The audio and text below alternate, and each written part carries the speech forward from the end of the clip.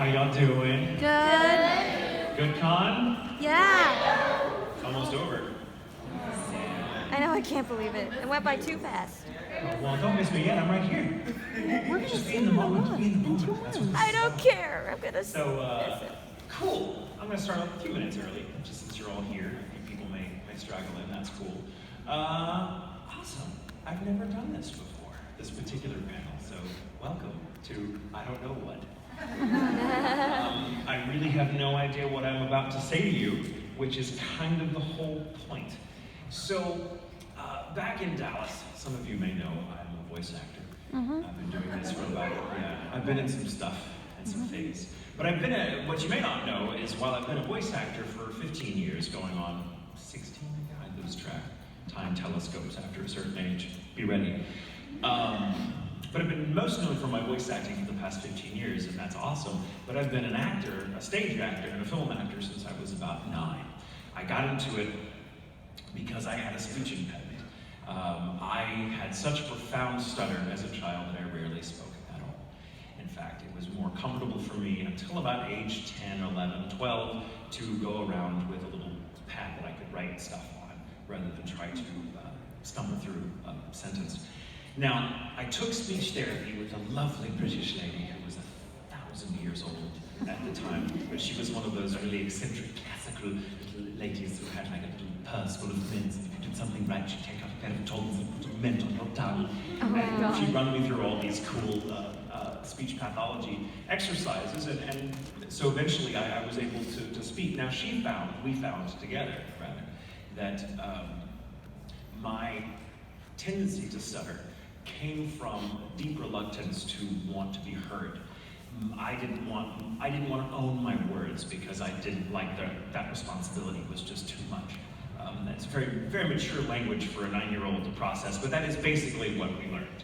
So she found that if I could speak from a script, I had really good memory. So if I could commit things to memory, I could say them normally. You'd never know I had a stutter in everyday life. So I spent so much of my childhood memorizing reams of poetry and Shakespeare and plays by Ibsen and Samuel Beckett and like really all over the map, just because I just read voraciously so I could speak. And she, that is my speech therapist, being in her profession, she's like, I have ties to the theater. I think you should try to get on stage, which seems counterintuitive for someone who's terrified of speaking. But it was the best thing she could have told me to do. I tried out, at 9 years old, I tried out for an all-children's production of The Velveteen Rabbit. Some of you may know the story or the play, others may not. But they needed, there was a really dialogue-heavy character who's the hobby horse, or the rocking horse, depending on the version you have.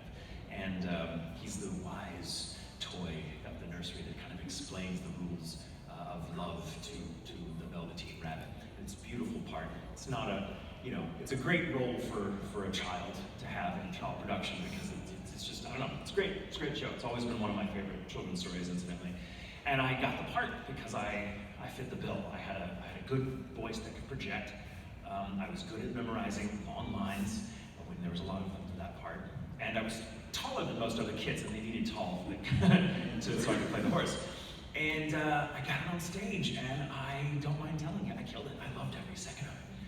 Something about being in front of a room full of people wasn't nearly as terrifying as being in front of just one person and trying to find my words, especially when the words were already there. Now, it came back to haunt me later in life because when I found myself in voice acting, which is a great gig, quick journey.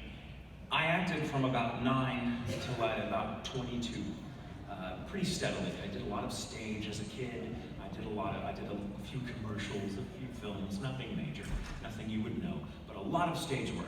And stage work was my baby. And I took workshops and I studied and I read everything I could get my hands on about the craft from every theorist you can think of, from Stanislavski, Granddaddy Stanislavski, to Bertolt Brecht and Ruth Zipporah. And if you don't know who those names are, I'll talk a little bit more about them for those of you that are interested in theater, drama, acting theory. So I had a stage background.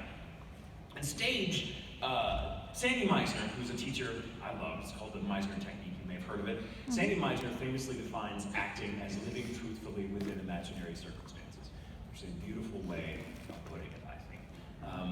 It's succinct and to the point, and what it basically means is that as an actor, it is your job your first and only job is to make sure that whatever is supposed to be happening in the story is real for you.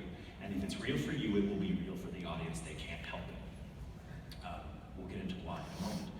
But when you're on stage, or even film, even as artificial as that can be, you have so many things helping you create that imaginary space and making it real for you. You have costumes, you have sets, you have other actors that you can, have this energy with. You have the many-headed hydra that is a paying audience, and nothing energizes you like an audience if you're on stage, as you can read them all, that fell flat, okay, we're gonna go here, and negotiate as you go. So those are all things that help contribute to making this imaginary situation real for you, so that you can then make it real for the audience. However, when you are voice acting, you are in as artificial an environment as you could possibly be. It almost in no way reflects the circumstances you are supposed to be in for your character. Your character may be running across a green rolling hill toward the love of his or her life, saying, I love you, I'll never run away. But in reality, you are in a tiny phone booth of a box in front of a microphone, and you can't even move that much because if your clothing rustles or your keys jingle in your pocket, it spoils the tape because that mic picks up everything. So you are in the opposite of a friendly environment for making this imaginary reality real for you. And so that's the thing, and I learned coming from stage, I felt so confined that I didn't know how to make it real for myself. So I learned. I got really obsessed with how do I bring the principles of what makes acting good and all other more traditional forms of acting to the booth, where it's the most challenging. And so that's what I've been working on actually for the past 10 years. I've concerned myself with developing some of my own techniques, adapting other techniques of more stagecraft-oriented theorists into my own approach, and I've been teaching in a workshop now for about 2 years. Finally, after all these years of study and experiment, and I take people that have had a little bit of experience in the booth, and that they've been in front of a mic, they know I'm not interested in teaching fundamentals of like how to mic placement and how to project and how to read a script. Like that's beyond what I want to do. There are plenty of teachers that teach the basic techniques of on-mic stuff. I'm more concerned with how to get at the heart of a performance, so that you as an actor can bring the same energy, the same level of commitment and reality to the most artificial environment the business offers that you would have on stage or on screen. So who here, show of hands, who here considers themselves an actor, or who aspires to be an actor of one kind or another? Awesome. Why are the rest of you here? I love you pointing to other people. This person wants to be an actor. Now, for those of you, and this is very true, so I'm going to be real with you. Most people who want to be voice actors, if they're really honest with themselves, they want to be actors. And voice acting just seems to be the easiest way for them to kind of scratch that itch without having to worry about the things they're uncomfortable with. Most people who I've met, myself included, incidentally, have a really hard time performing in person. They like, it's much easier to do it behind a mask, or in a costume, or on a mic, as opposed to face-to-face. The joke is, it's like, oh great, I want to be a voice actor, because I want to be a voice actor, but like with voice acting, I can be an actor and not have to worry about what to do with my hands. And that is absolutely the wrong approach. If you want to be an actor, but you want to be an actor, if you want to get there through voice acting first, don't. Please don't. It's impossible. You will have to unlearn so many bad habits that you will get. And the reason I say that is because you are, as an actor, if you are choosing to get into voice acting because you want to do all kinds of acting, but this voice acting, this little industry here is what you're comfortable with, as an actor, don't do what's comfortable. Never do what's comfortable. Do what's safe. You have every right as an actor to be safe and respected, but that's different than comfortable. Here's a really important point I want to get across to everybody. This is the core of my philosophy as an actor. Your job as an actor is to be aware that the audience is investing their time often their money, and they're certainly their emotional core to watching you go through the sorts of things they spend all day, every day protecting themselves from. That's why we watch shows, that's why we read books, that's why we get into video games. It's because we want to watch someone go through the thing that, man, we want to experience it vicariously. We don't want to go. We don't want to be in a life or death situation. We don't like being heartbroken. We don't like being in. Look at comedy. The definition of comedy is this is an old joke, came from Mel Brooks. Comedy is I cut my finger on a piece of paper. It's the worst thing in the world. Comedy is that poor bastard just broke his neck at the base of the stairs. Seriously, that's what we think of. Like, you watch the greatest comedy that makes you laugh, you wouldn't trade places with the person going through the thing you're laughing at for anything in the world. But it's great to watch them go through that thing. That's the actor's job. And so the thing that most actors do that they have to unlearn, in my opinion, is negotiate their performance with their brain rather than their heart. Acting is reacting, period. Meaning that you're not thinking about the story. You're not thinking about the context. You're not thinking about, is the audience reading what I'm doing? Are they getting it? No, that's not your job. That's someone else's job with a different title. It's the writer's. If you ever find yourself at a play or on stage or screen or whatever, and you are thinking about, oh, how do I do this correctly? It's wrong. Don't think of it like that. Your job, when you're being you, yourself, just throughout day-to-day life, I don't have to remind myself, okay, what would Michael say right now? Okay, I'm ordering a coffee by Michael. Hello, can I have a coffee? Like, that's not, I'm just me. I'm just being me. And I'm figuring it out as I go, because that's who I am. I don't know who Michael is.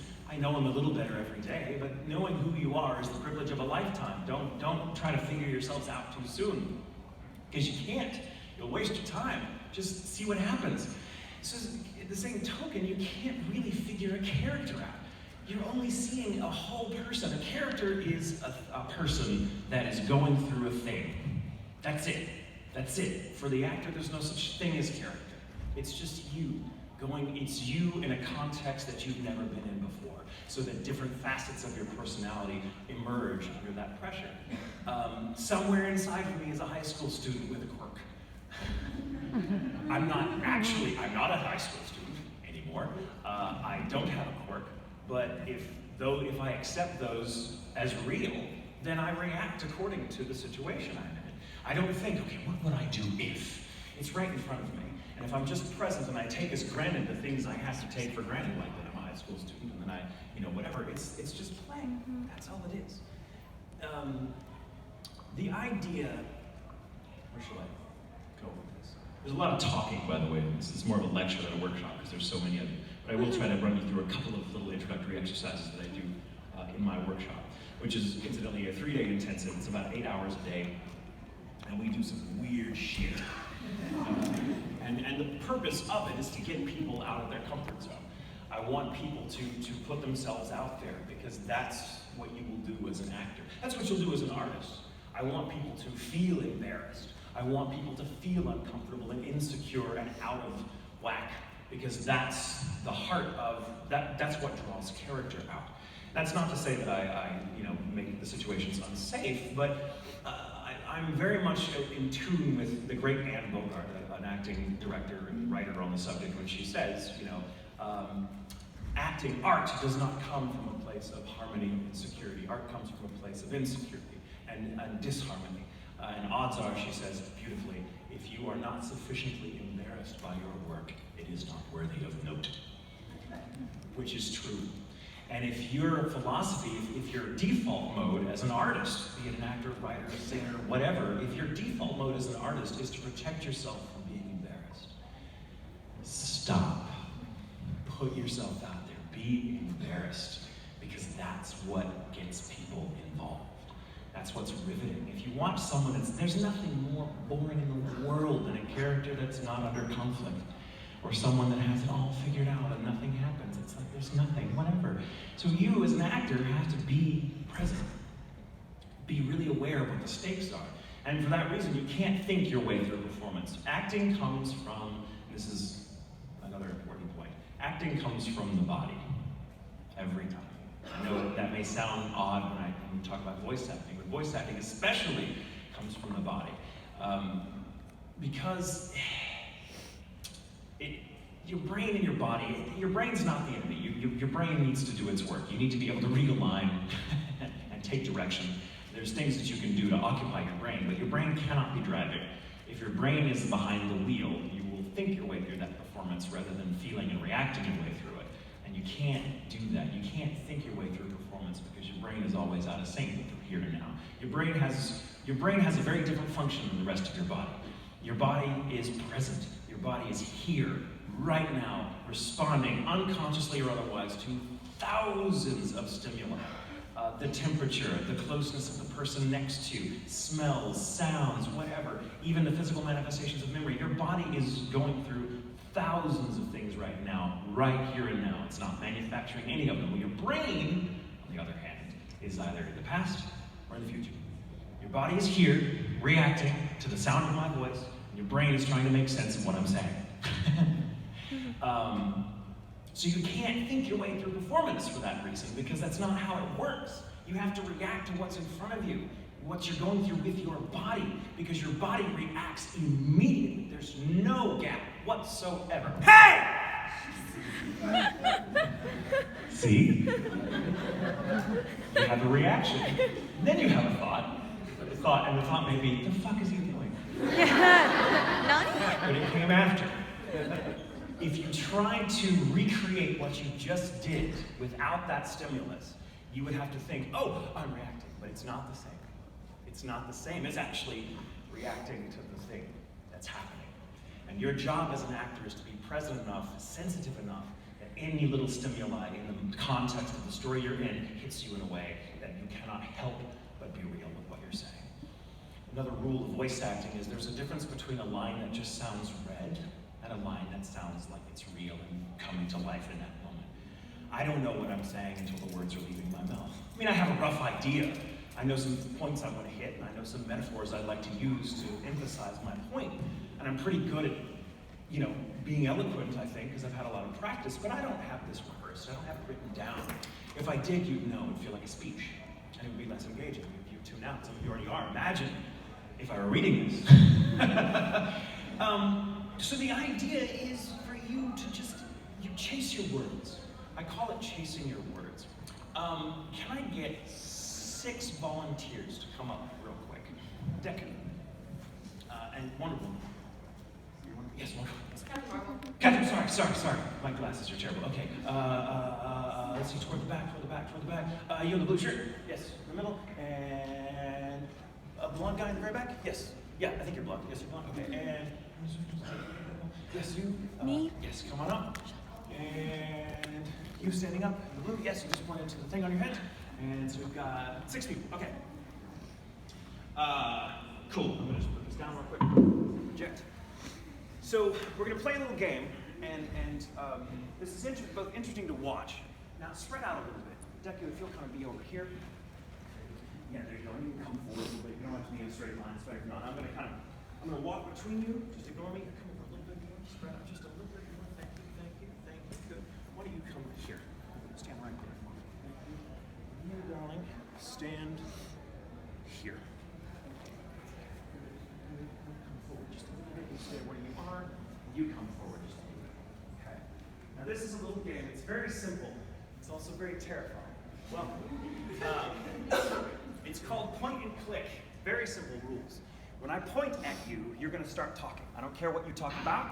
I don't care any subject. I don't give a damn. No one here gives a damn. What you're saying is not important. What's important is that you keep talking. Let the words tumble out. I don't even care if they make sense. The only rule is you're not allowed to use gibberish. Don't cheat. So you can't go blah, blah, blah, blah, blah, blah. Just be like squirrel, tree. I don't know what I'm saying. Shit, okay, hi, Michael. I'm light, whatever. Keep the words coming.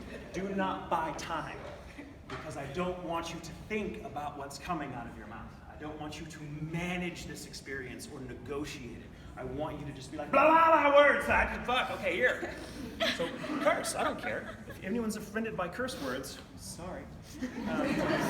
You'll survive, I promise. Now, you're gonna do this one at a time and at random. You don't know. Here's what's gonna happen. Now, some of you are already thinking about what you're gonna say. Stop. I'll talk about that thing that just happened 5 minutes ago. Nope, no, you're not. Challenge yourself to have the terrifying experience of not knowing what's going to come out of your mouth until you are saying it. Because you'll find once a couple words get out there, you can follow them. Once you have a word to latch onto, you're like, this light. You know, that reminds me of the light in my room when I was a kid, and it's weird. And so now I'm just talking about being a kid. I don't know why I went there, but I guess being a kid was a really important time in my life. And so this whole stream of words came out that I had no idea I was going to say until I hooked on one word. So do that. And the job is for you to keep talking until I snap my fingers and point at the next person. And then they go and you stop. Now, I may stay on you for a few seconds. I may let you go for a minute. You don't know. And I'll come back to you at random times, and then this will progress, and I'll explain as we go. But keep talking. No ums, no uhs, no pauses. Just keep the words going. Go. My name's Katie. I love everyone here who's wearing cosplay. Lots of hard work put into it. Good job, Try guys. project if you can, please. And it is awesome to be here at the con with like-minded people. Hi everyone, I'm Selena. I love cosplaying, though I didn't have a lot of time to prepare my cosplays this year because I only had about 2 weeks before the con.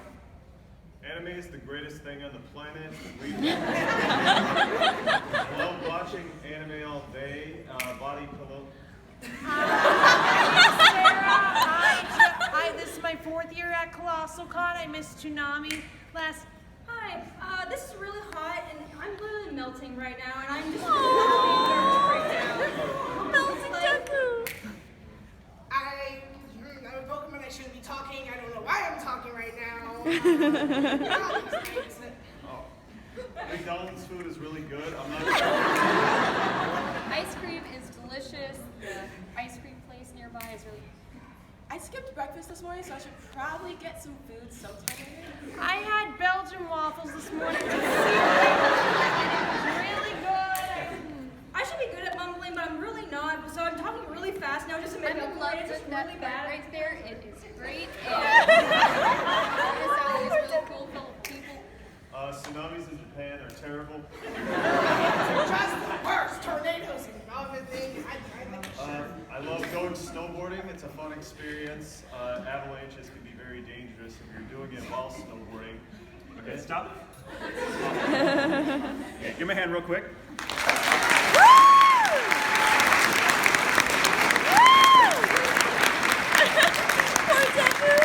We're going to develop this a little bit. It's a weird experience, right?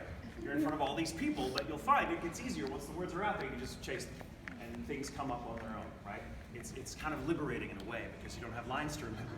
You're like, I just have to talk. Now we're going to change it up just a little bit. I want you to spread out even more. We're going to put you all over the room. My dear, if you would go to the very back. My dear, if you would see right here in front of here. You go where you are. You go right there, kind of in the middle against the wall. You two. I'd like you here, up here, yes. And you. Will you go by the door? Thank you.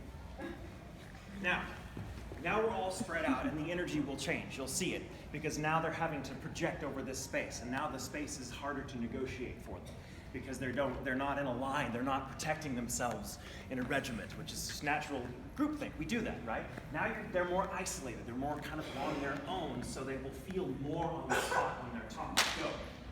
I love going to the Kalahari. I'm glad it's not in Africa because that place is really dangerous. It doesn't have rain here. The mosquitoes are not here. And I love seeing lions. They're great. By the door, go. I don't want to be by the trash. What's happening? What's up? Like the trash can. Get this away from me. Thank you. They had tornadoes earlier. They were sitting at work and they wouldn't let us leave. So I thought I was going to die at Wendy's and I was like, okay, this is Captain. something. So we went to Arby's last night, but it was pouring, raining. Did not pack the appropriate clothing at all. I think I have like one short. So at the Kalahari, a drunk person tried to break into mine and my friend's room, and a fire alarm went off once, and it was not fun. In fact, my friend was showering, and I Trash. After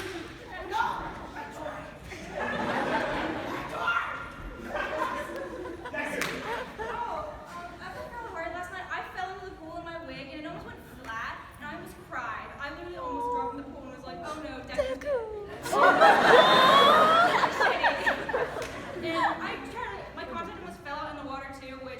should have known better, and I learned my lesson. So never wear deco in the pool ever again. So I'm just gonna wear it for the rest of my life, so I never get. Stop for just a moment. The second I'll have you go again. Keep talking until I tell you to stop, even if someone else is stopping or going. All right. So don't keep going until I tell you specifically to stop. You're now going to talk together. Oh boy. Go. Okay, so at Wendy's the other night, like I was saying, we were in the middle of like a I big love new tornado. shoes. I saw a pair last night. It made me want to get some. I haven't had them since I was a little kid, but I used I to need run to go around to the the grocery Tatum store. flea and market just because kinda there's a suck lot me of in. stuff They there. I always mean, I stuck bought a on the bunch of floor. Japanese It really food, Japanese infuriates me. drinks.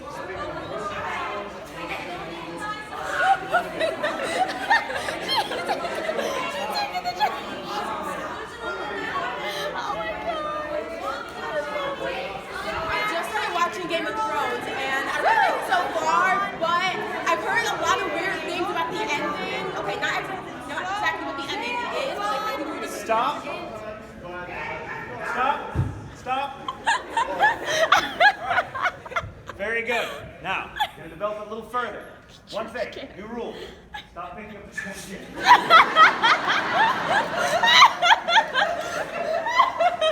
One, it's gross. Two, I want you to, the reason you're doing it, and it's an actor instinct, is because you need a prop to protect you. Don't protect yourself. Just do the words. Now, we're going to add to what I just did. We're the same thing. I'm going to have one of you go, keep going until I tell you to stop, even if other people are speaking. Now you are going to move around the space while you talk. Oh. Yeah, just like I'm doing. Yeah, all right? All right, deep breath. Start. Hey, I think big cats are some of the best animals on the planet. They're very big and fuzzy, and if you know how to take care of them, they're really, you can make good friends with them. So I went Or to you the can zoo just- recently. I just like talking on the phone with somebody. Honestly, what I'll do, And it's not worth it. The chicken's really not worth it. The chicken's not worth it. Oh my god. like a good 5 hours, so I'm also studying for the LSAT, so I would get super Never behind seen on that before. It's one of the greatest shows on the planet.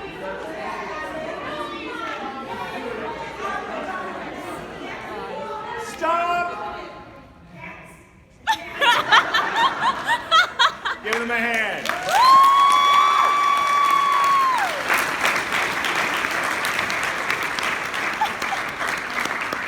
You guys can sit back down now. Thank you. Trash What? Thank you. Yeah. It's great. Thank you, Shelby. Thank you. So the experience of doing that, I trust, for all of you, is when you're on the spot, you're terrified.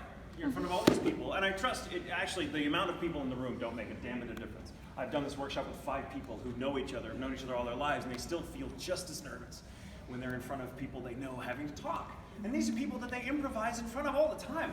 That's what friends are. People you just kind of like, hey, let me sound this out real quick. Oh yeah, that sounds stupid. Let me walk it back. And they still felt nervous. There's something about being told to speak that instantly makes a person go, oh, oh. You become the spider when the light's on. You're like, their vision's based on movement. Maybe if I don't move, they won't see me. But something very interesting happens when well, several things. First of all, when you commit to just saying whatever, first thought, best thought, you just commit to that, you suddenly find yourself with a wealth of places to go. None of you started going, I don't know what to say now. You just started chasing your words and it came out. And none of you rehearsed this morning. None of you had any idea I was going to put you up here and have you monologue, free form for minutes on end in front of a group of people, but you did it. So it got easier. And when you started having to do it all at once and moving about the space, another interesting thing happened. You got louder. You wanted to be heard. That is the instinct I want you to have as actors. And the reason I do that activity, it's always the one I start the workshop off with, because I don't tell anyone what to expect. No one knows what they're doing when they come to my workshop. I'm like, hey, we're going to do some voice acting things. It's going to be weird. Show up. And they show up, and I'm like, okay, we're doing this. And it freaks them out. But they love it. When they're done, they're like, oh, cool. That you find the only way to get over the nerves you feel at having to speak is to just speak. There is no being ready. There is no being prepared. There is no, wait. Okay, now, you just do it. You jump in, and you learn as you go.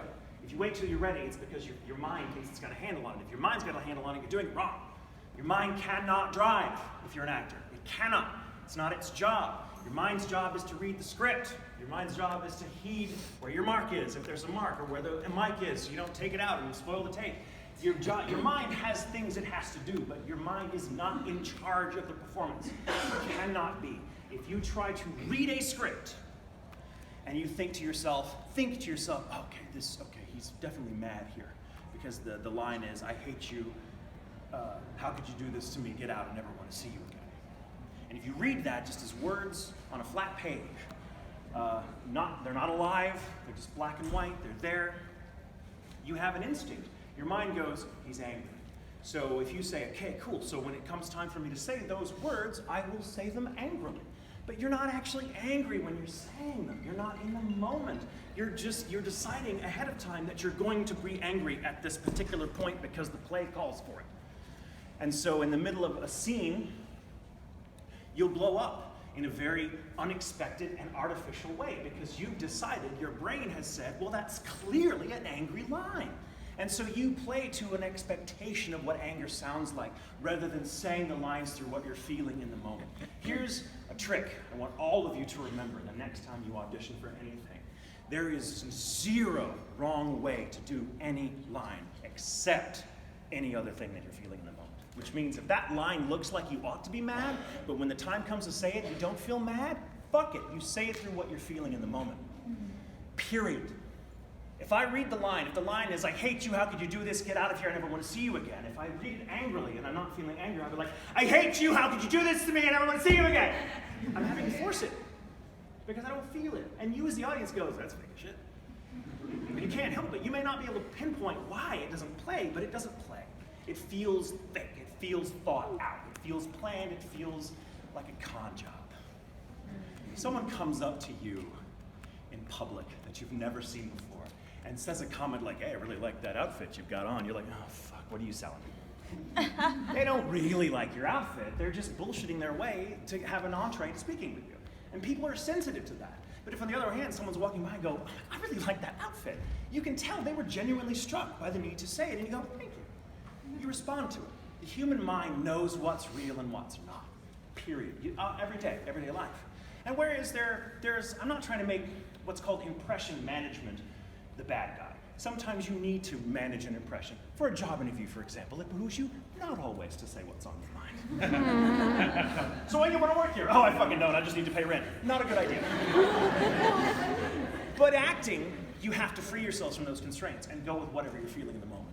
Instead of reading the line, I hate you, how could you do this to me? Get out of here, I never want to see you again. Because I think that's how it should sound, because that scene, my mind tells me that's angry. If when the performance happens, I'm in the moment, in that point in the play, and the person I'm speaking to, or the voice actor whose performance I'm working off of, says something that hits me in a way that makes me laugh, then suddenly I say the line, I hate you. How could you do this to me? Get out, I never want to see you again. Something interesting happened. You didn't expect that, but it was real because it came from a real place. And even if it came from a place that you didn't expect, if it's real, you, the audience, cannot help but rationalize it within the context you see. And you'll go, oh, damn. Ooh, he was mad. Even though isolated, doesn't sound mad at all. It's not your job to broadcast the context of the story you're in. It's not, so don't worry about it. Any more that's your job to order a cup of coffee while always remembering, I'm Michael. Michael would order coffee like this. Just order the damn coffee. Acting is taking action. It's reacting and committing. Another great quote is James Cagney, the great actor who could do anything. There's not a role the guy couldn't act. He's one of the greatest living actors. Well, greatest when he was alive. He was one of the greatest living actors of his generation, but still continues to be a huge inspiration for generations of actors now. And he famously said, acting is just finding your mark, looking the other person in the eye, and speaking the truth.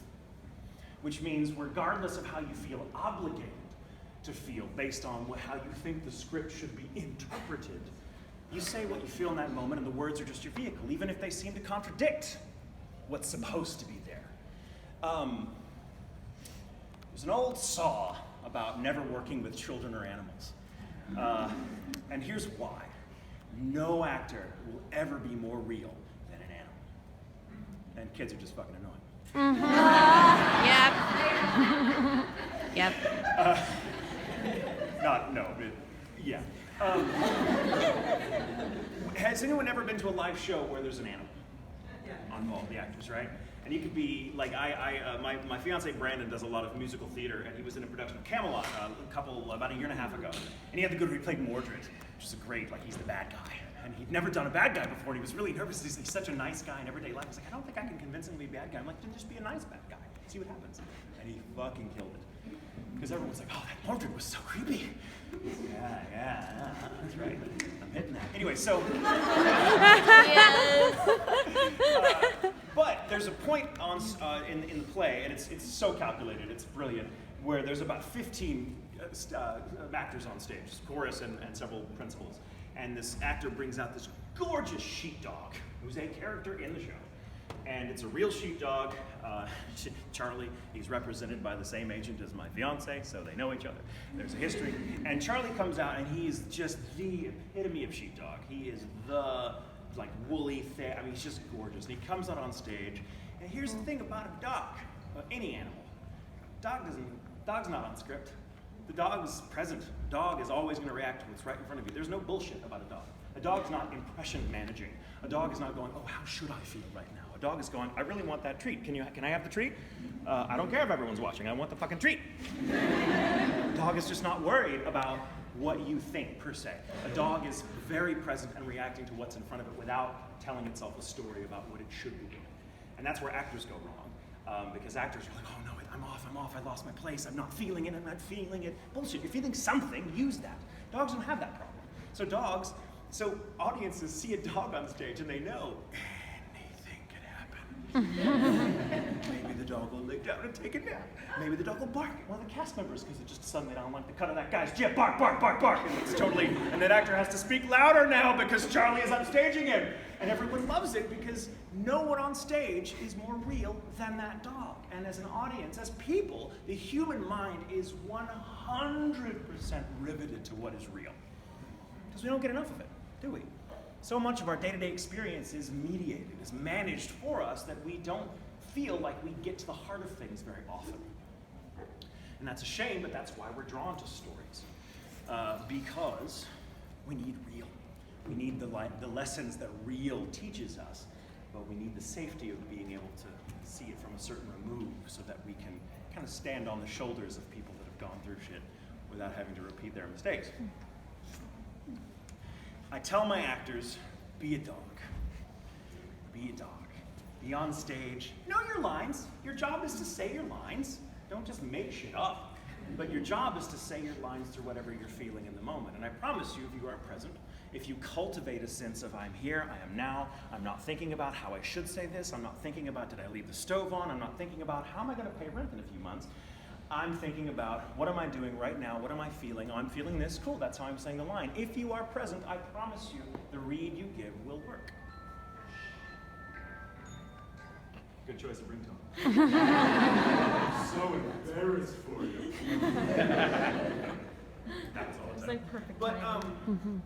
so there's things an actor can do to cultivate a sense of being in the body. And a lot of it is fear-based. Meaning that as an actor, your best friend is your fear. I know that seems counterproductive, because everyone's like, the first thing you want to know as an actor if you're going into an audition or you're performing, you're thinking, how can I get over this fear? This fear is in my fucking way. It's just, it keeps me doing, it makes me make all the same choices, whatever. And it's not fear that's doing that. That's how you handle fear that's doing that. That's what needs to change. You're never going to get rid of your fear, and I wouldn't want to get rid of my fear if I could, because fear is fuel. Fear is, if you're feeling nothing else with which to read your lines, fear will be there for you. And you can read through your fear. And it'll work. But the reason people suck when they're afraid is not because they're afraid, but because they're fighting being afraid. Your body clenches. You tighten up because you're like, oh, I can't be afraid. I can't let them see me sweat. So I'm just going to tighten up like this. And you're faking. You're pretending not to be afraid. And you're wasting so much energy and so many precious calories on trying to prove to the director or the audience or your friend that you're not afraid, that you've got nothing left over for the performance. Fuck that. Be afraid. And give it to the character.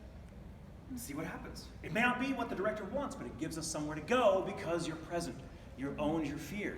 I'm terrified speaking to you right now. And you'd never know because I'm not fighting it. I'm just being afraid and seeing what it feels like. It's a weird experience. Those of you that got up and did the thing a little bit ago, it's terrifying. But as long as you're not like, I'm fighting fear, that's fighting the fear. You're clinching up, you're trying to fake that you're not afraid, and it fucks you up every time because fear is gonna come out. Let it be there. It's fuel. And it turns into something else. Once you start chasing it, it turns into something else. It turns into confidence. Here's the trick, guys, about fear. Your body processes fear and joy the exact same way. If I put you under an EKG and terrified you or made you nervous by saying, in a few minutes you gotta go outside and perform this thing in front of all these people and you feel unprepared, blah, blah, blah. All the same parts of your brain, all the same parts of your nervous system would light up as if I told you you're about to walk through that door and pet a French bulldog. Right? Oh.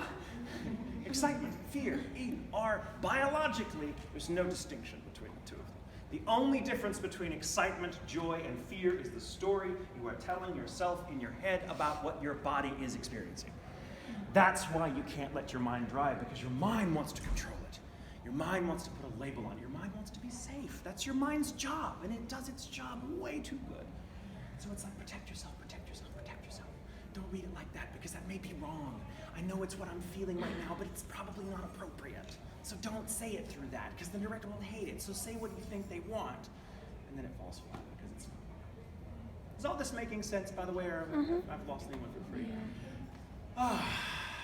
Who wants to do, I got enough time to do another really cool exercise where this is going to be a little harder, because I want 2 volunteers. Yeah. 2 volunteers. Let's see. Okay. Victim number 1. You have a baby.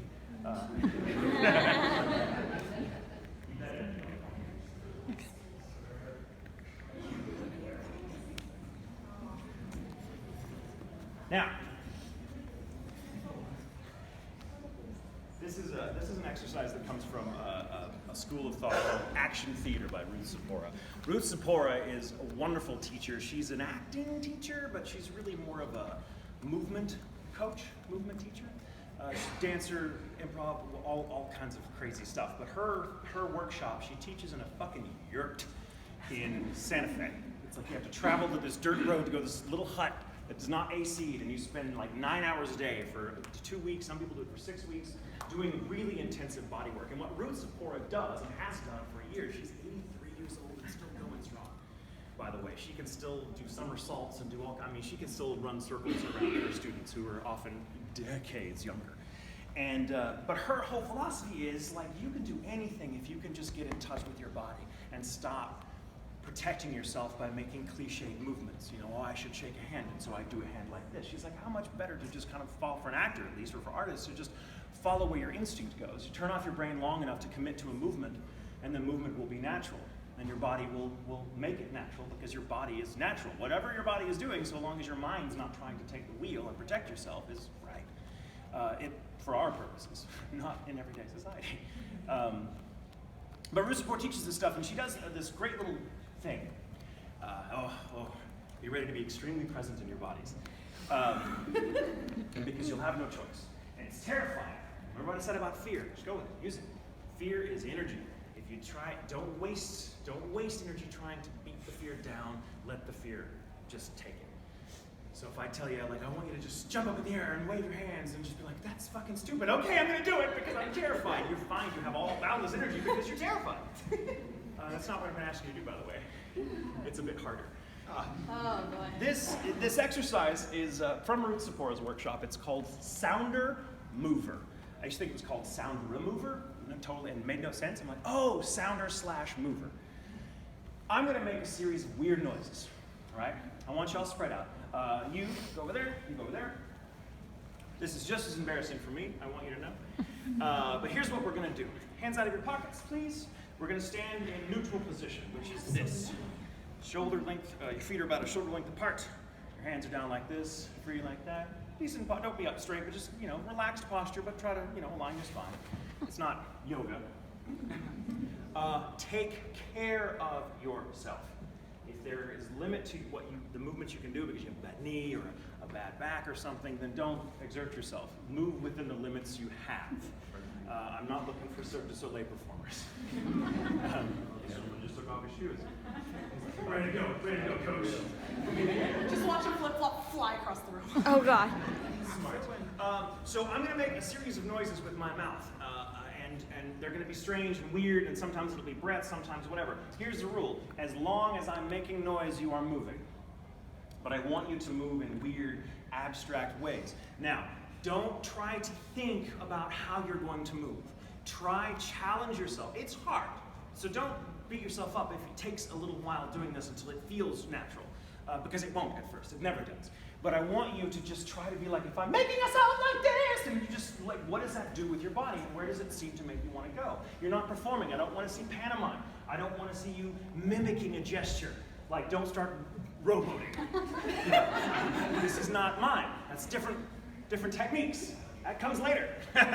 I just want you to move and be weird with it. Get on the floor if you're comfortable with this floor. I don't know why I just did that. I followed instincts. All right, we're gonna go for a few minutes. You will be tired, so I hope everyone's hydrated. If not, you will need to be afterwards. Okay, ready? Oh, incidentally, I may go through the audience and point to you. When I point to you, I'd like you to make a noise for them to move too. Oh. Cool. If I come to you and you're really nervous, don't want to do it, just no, I won't force you to do it, but unless you're being like, no, I will point to you, possibly. All right, quiet, please. Deep breath. Oh. Deep breath. I'm not. Good. I'm not gonna Neutral? do it. All right, let's begin. Oh, when I'm not making noise, you're frozen. And that means whatever position you're in at the moment, you hold. I will be mindful and not keep you in a position that's going to hurt you. That is my commitment to you as teacher. If it's interesting, though, I might let you hold it for a little while.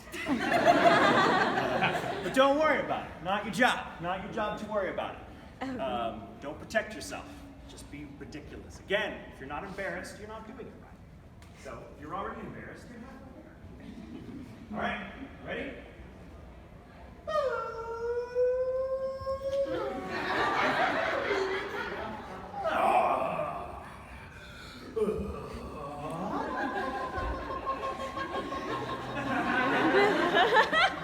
Stop.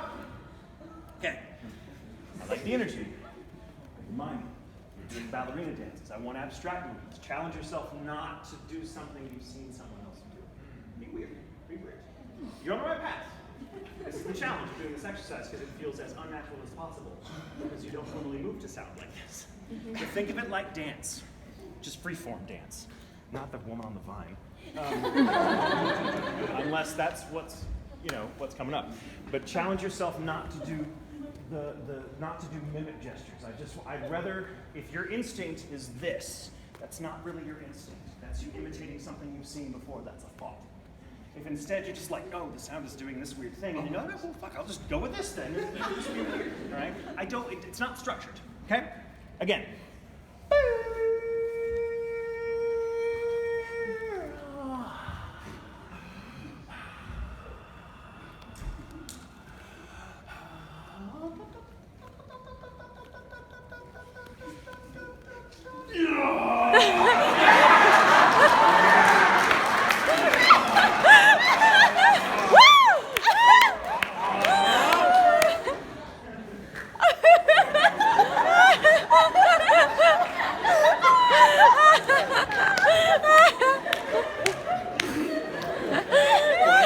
Quiet.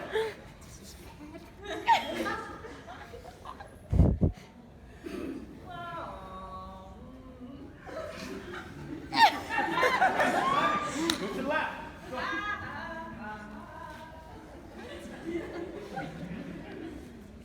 Keep going.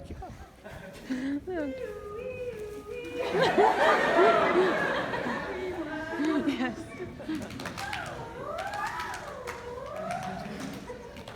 Do not make sounds of your own. Okay. New rule. Keep going. No, I make rules up as I go.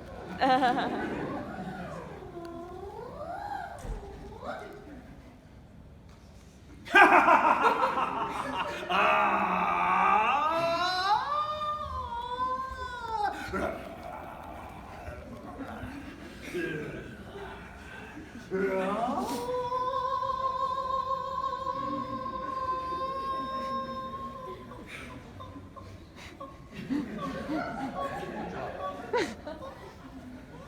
right, freeze. Give him a hand.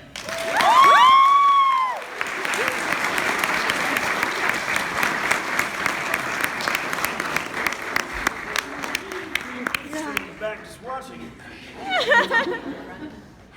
Now, normally, this is kind of a taste of what we do, and it's usually done with a group of people, and they all have to kind of navigate around each other. Remember your shoes?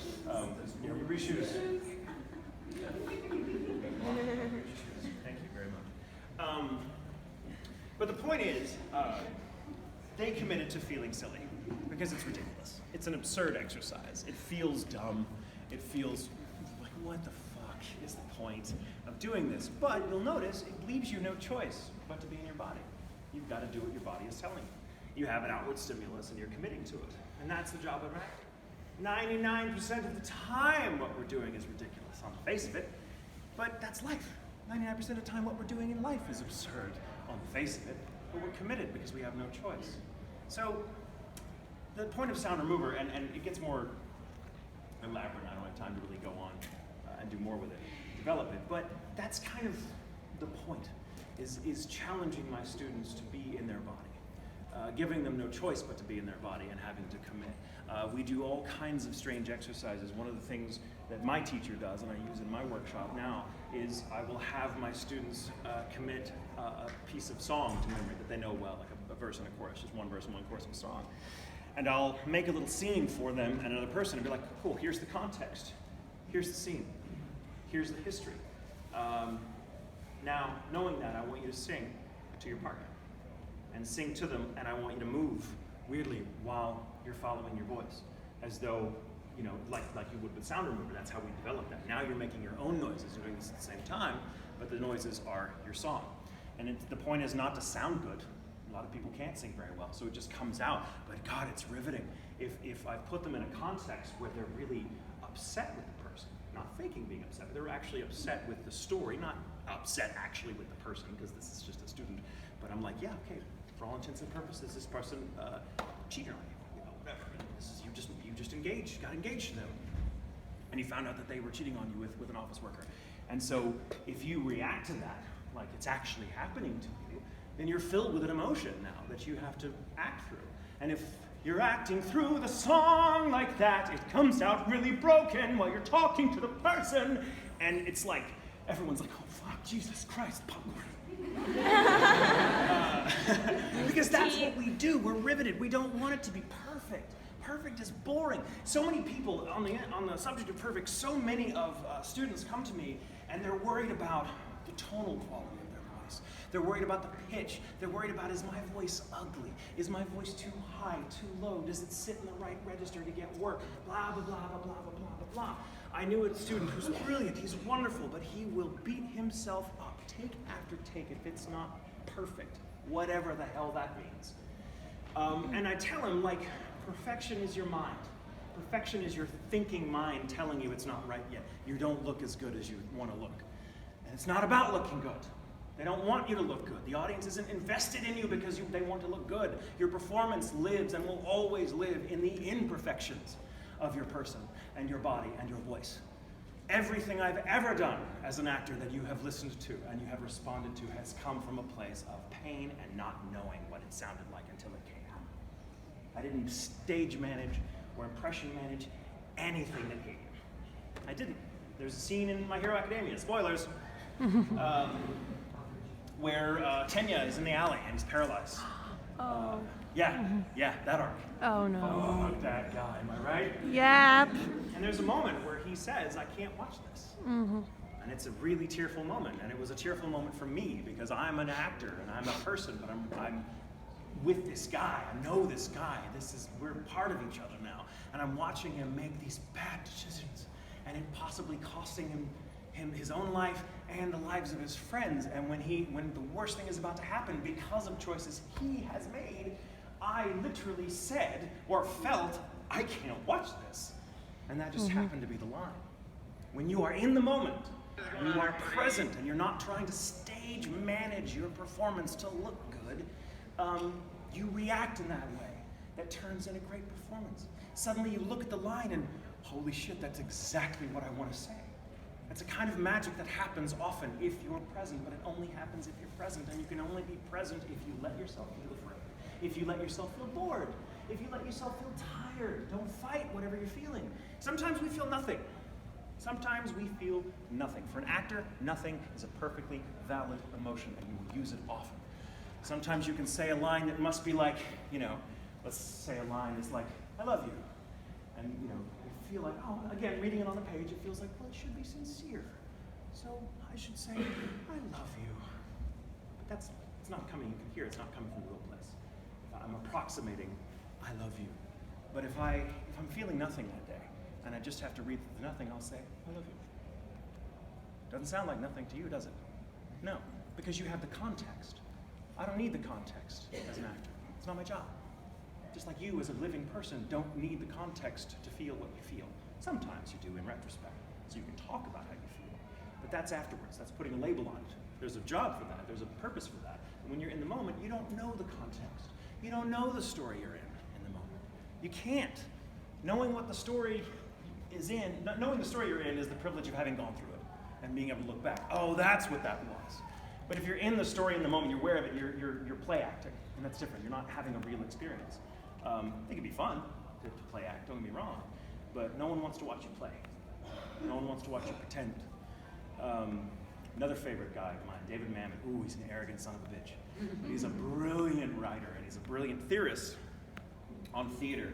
And he said, man, so many people get up on stage, and their characters has to be brave, and there's that moment where they gotta punch the bad guy, or they gotta say what they've been holding back the whole time because this person needs to hear it.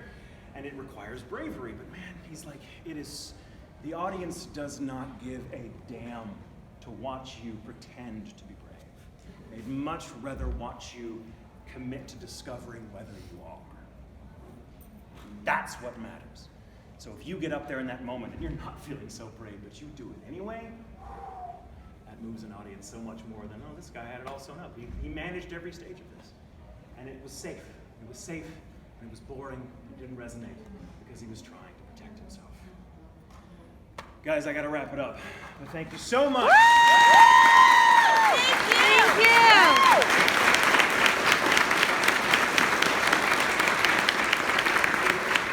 If you ever find yourself in the Dallas area, please God, do not move there to be a voice actor.